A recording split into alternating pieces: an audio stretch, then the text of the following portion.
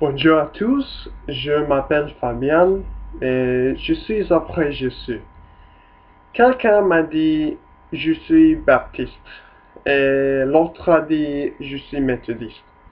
Mais cette personne a dit je suis catholique.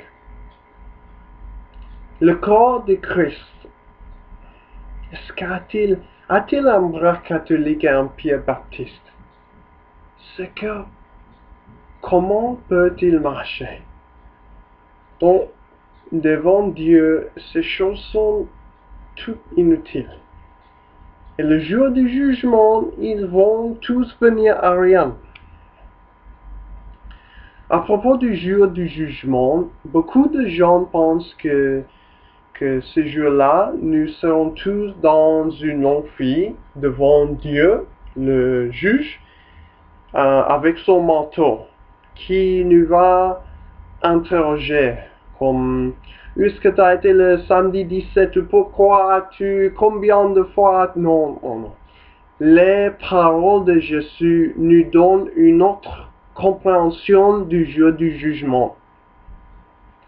Si l'on regarde par exemple les paraboles sur les 10 vierges où le blé est livré, les moutons et les chèvres, nous apprenons que ces jours-là, il sera super facile de voir qui exactement est sauvé et qui ne l'est pas. Qui est accepté et qui ne l'est pas. Nous savons aussi par le livre d'Apocalypse que ce jour-là, les disciples de Jésus, ils vont marcher vers le ciel.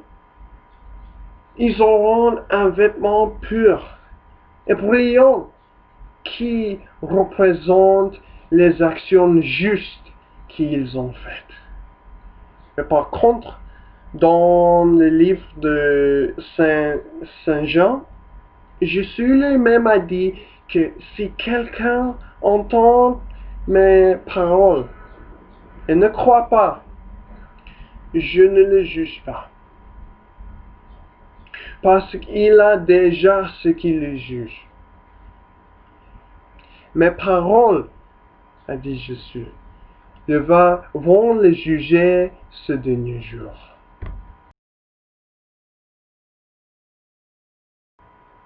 Au début de la création, Adam et Ève vivaient en parfaite harmonie avec Dieu. Ils ont marché avec Dieu. Ils ont parlé à Dieu. Ils sont restés au paradis. Il y avait un problème. Adam est tombé. Ce qu'il a obéi à Satan et non à Dieu. Quand il a fait ça, il se fait un esclave de Satan. Un esclave du péché aussi. Parce que tout le monde entier est né d'Adam et Ève. Même vous et moi, nous sommes nés de ces enfants, de leurs petits-enfants. Nous sommes nés dans le même esclavage. L'esclavage du péché. Dans la famille de Satan. Nous sommes nés avec une nature corrompue. Une nature d'égoïsme. Exprimée par la peur, la cupidité, l'envie. Pour ça, on voit aujourd'hui tous les problèmes qu'il y a dans le monde. On voit les guerres, la maladie, le crime. On voit les pauvres. Mais Dieu, il a d'autres plans pour l'humanité. Il a nous donné sa miséricorde. Et sa miséricorde s'appelle Jésus-Christ. Dieu incarné. Oui. Dieu est venu, il est venu à la terre dans le corps d'un homme. Jésus-Christ est venu et il a nous montré comment vivre. Il a payé aussi. Il est mort pour nous, pour payer la pénalité de nos péchés.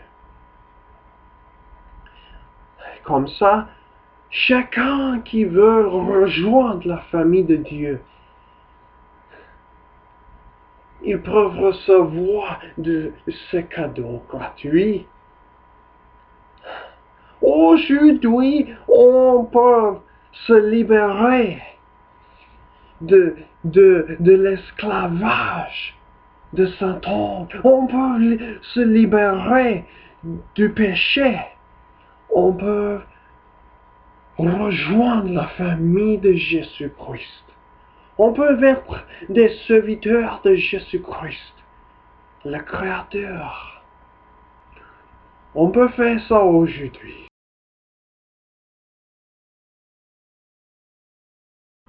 Quand le jour du jugement arrive, tout le monde se présentera exactement comme ils sont dans cette vie. C'est-à-dire que les justes qui suivent à Jésus, qui lui font confiance, qui lui obéissent, qui font ses commandes, ils se présenteront exactement comme ils sont dans cette vie. Ils arriveront aux portes du ciel. Ils sont propres, ils sont purs, ils sont revêtus de bonnes actions, ils sont saints. Ils ressembleront à Jésus. Donc, le Père les verra, les reconnaîtra et le dira, mon bon et fidèle serviteur, venez, entrez dans la joie de ton maître. Ils vont entrer dans un endroit où il n'y a pas de faim, ni violence, ni maladie, ni injustice.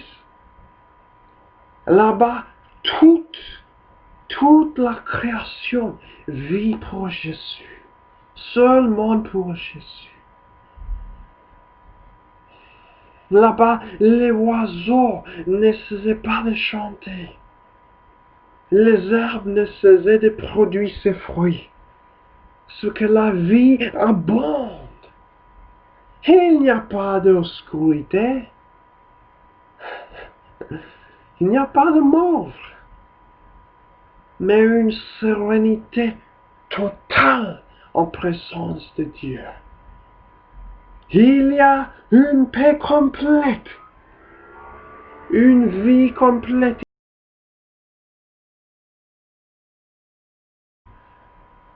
De même, au jour du jugement, les gens qui ont rejeté à la miséricorde de Dieu, les gens qui ont rejeté le chemin de la vie, Jésus-Christ, ils se présenteront exactement comme ils sont dans cette vie. Ils se présenteront esclaves du péché, esclaves de Satan. Ils arriveront aux portes du ciel, mais seront fermés. Ils vont frapper et crier au Seigneur qui leur répondra, « Qui êtes-vous? Je ne vous connais pas. Éloignez-vous de moi. »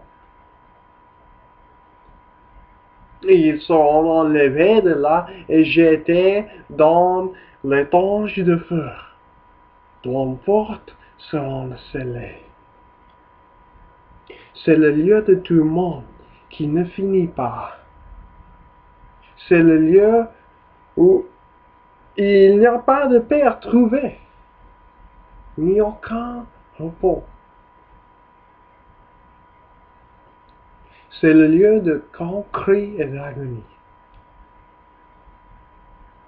Et les gens là-bas, ils cherchent une évasion, ils cherchent une sortie. Mais ce ne sera pas possible.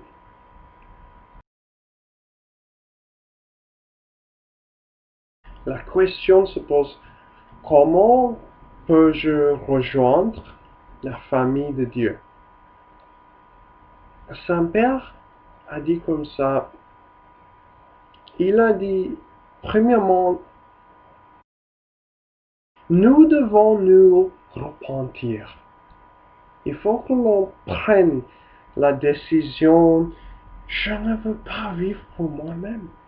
Mon travail, ma famille, mon corps, mes rêves, ma maison, mon avenir, moi, non, je veux pas ça. Il faut que dire, Créateur, Jésus-Christ, je veux plus être une malédiction. Je veux plus avoir cette vie égocentrique. Je veux plus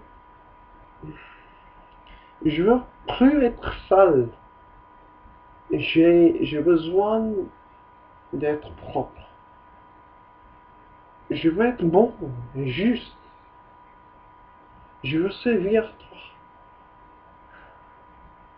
Je veux te servir, bon Dieu.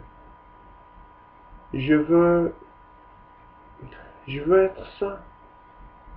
Je veux être une bénédiction.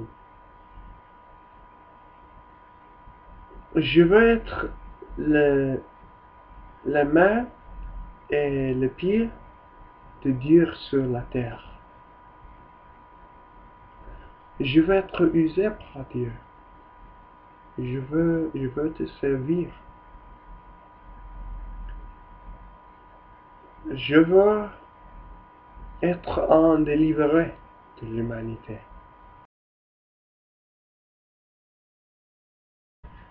Doucement, il faut se faire baptiser en Christ. Ça doit être fait par une décision individuelle, prise par libre arbitre. Et surtout, ça doit être fait par la même manière que Jésus l'a fait. Et il a été baptisé dans l'eau. Pas avec l'eau, non. Il a été baptisé dans l'eau. Il faut le faire comme Jésus l'a fait. Et comme ça, le vieil homme, l'homme du péché, l'homme qui est né en la famille d'Adam, il meurt. L'esclave de Satan, il meurt. Il est enterré avec Christ. Et avec Christ, le nouvel homme se lève. Donc, il brise l'or. Il renaît. Ne cette fois pas en la famille d'Adam, non. Sinon en la famille de Jésus.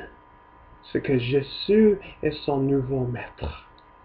Oui, l'esclavage qu'il avait du péché, la servitude de Satan se casse. Et on reçoit la possibilité de suivre à Jésus.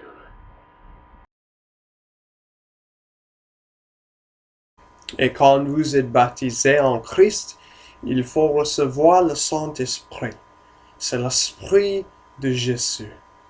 C'est l'Esprit qui vous rend saint. Il vous fait vivre pour Jésus seul.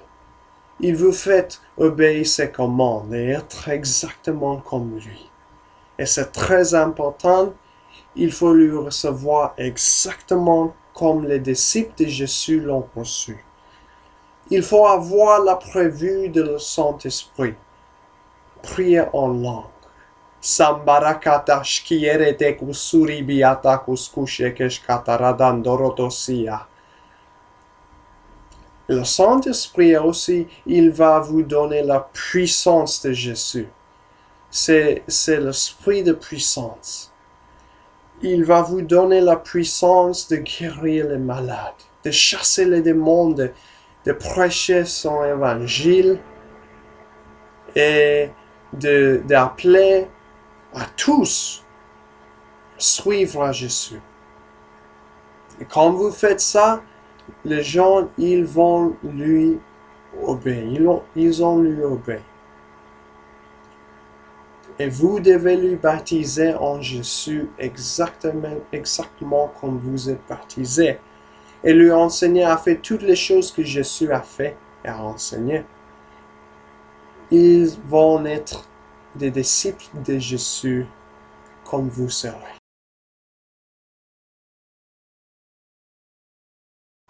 Et après, donc, ça sera la vie pour vous. Vous allez obéir à Jésus, faire lui confiance et être exactement comme lui sur la terre. Être une bénédiction sur la terre avec le Saint-Esprit. Et quand votre mission ici sur la terre est finie, vous allez donner votre esprit à Dieu.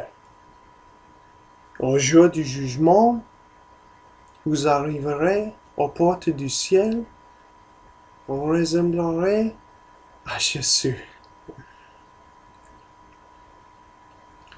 Vous allez voir le Père, le Créateur, qui va vous dire, mon bon et fidèle serviteur, venez rentrer dans la joie de ton maître.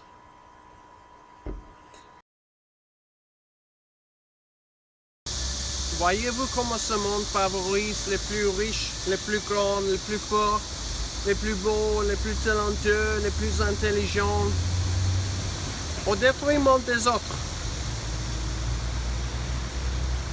Es-tu satisfait de travailler pour des vêtements qui périssent? Un téléphone qui se fait voler? Une voiture qui cesse de fonctionner?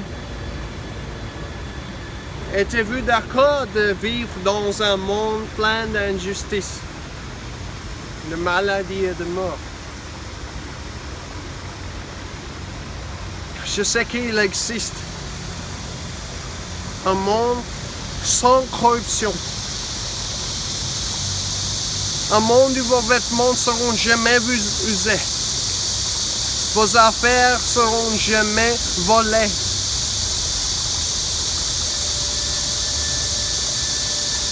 C'est un monde dirigé par le roi juste, Jésus-Christ, qui donne entière satisfaction à tous en sa présence. Chaque créature est remplie de vie éternelle, d'une énergie illimitée, de confort, de paix, d'une joie qui ne peut être contenue. Voulez-vous devenir citoyen de ce pays? Avez-vous faim? Êtes-vous occupé? Êtes-vous fatigué?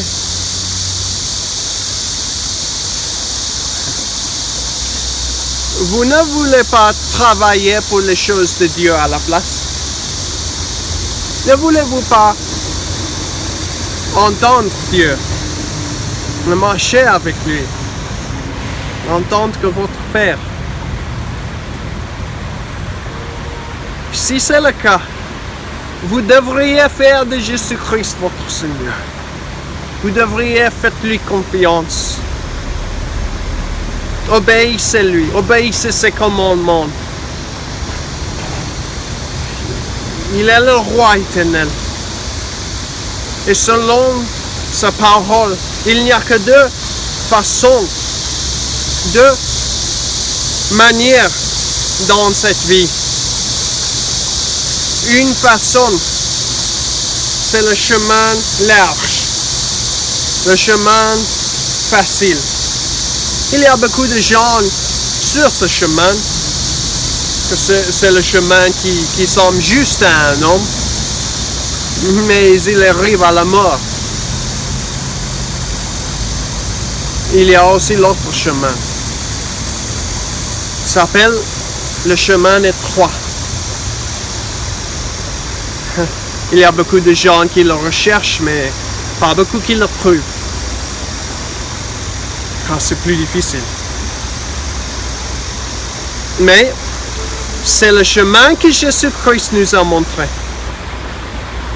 Et c'est le chemin qui arrive au Père. C'est le chemin qui arrive à la vie. Et c'est le chemin que je prends. Et j'espère vous voir à destination.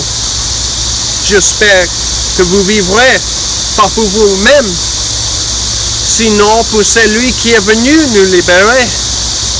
J'espère que vous vivrez pour Jésus-Christ. Faites-lui confiance, obéissez-lui. Et aimez Jésus. Au nom de Jésus, vivrez pour la justice et soyez-vous bénis. Glory!